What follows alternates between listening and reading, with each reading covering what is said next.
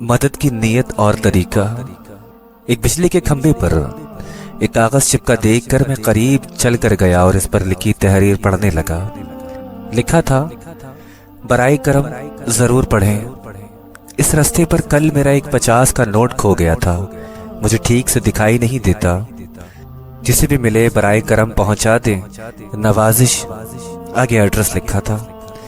ये पढ़ने के बाद मुझे बहुत ताज्जुब हुआ कि 50 का नोट किसके लिए इतना ज़रूरी है। तब मैंने उस पते पर जाने का इरादा किया।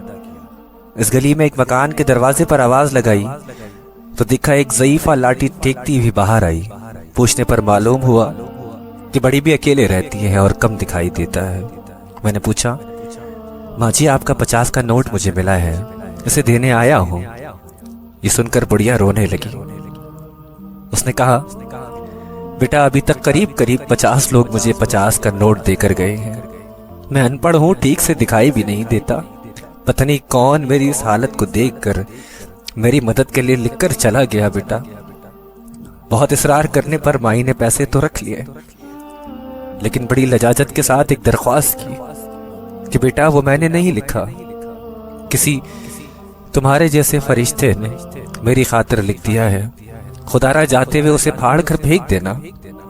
मैंने हाँ कहकर तो टाल दिया, लेकिन मेरे ज़मीर ने मुझे सोचने पर मजबूर कर दिया कि इन सभी लोगों से बुढ़िया ने वो कागज फाड़ने का कहा होगा, पर किसी ने नहीं फाड़ा।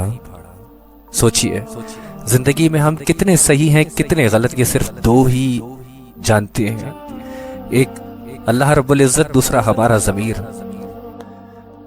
मेरा दिल उस शख्स के बारे में सोचने पर मजबूर हो गया कि वो शख्स कितना मुखलिस होगा जिसने बुढ़िया की मदद का ये तरीका तलाश किया। सोचिए, जरूरतमंदों की इमदाद के लिए कितने तरीके हैं। मैंने इस शख्स को दिल से दुआएं दी। सिर्फ मदद करने की नीयत होनी चाहिए मेरे भाइयों। रास्ता और रहनुमाई अल्लाह रब्बुल इज्जत की तरफ से हो जाती है।